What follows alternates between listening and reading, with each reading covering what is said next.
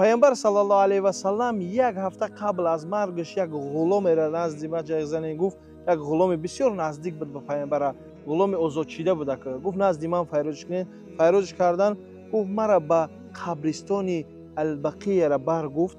همونجا گفت جورام یار رفیقام و فرزندام همونجا گفت مثلا همونجا دفن کردگانشونه، مرا به همونجا بر آخران گفت گپو انا دعا فوتیه مون کنیم، بعدا گفت گپو دنیا را پدرود میگه کو پیامبرمون.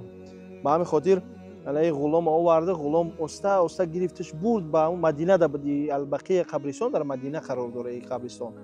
بردک پیامبر خدا را همونجا موند و بعدا وقتی که اوس برگشتن پیامبر صلی الله علیه و سلم گفت الله رب خچا انتخاب داد گفت میخوای در دنیا بیستی زندگی کنی یا که میخوای نزد الله سبحانه و تعالی بیایی، مثلا نزد من بیایی.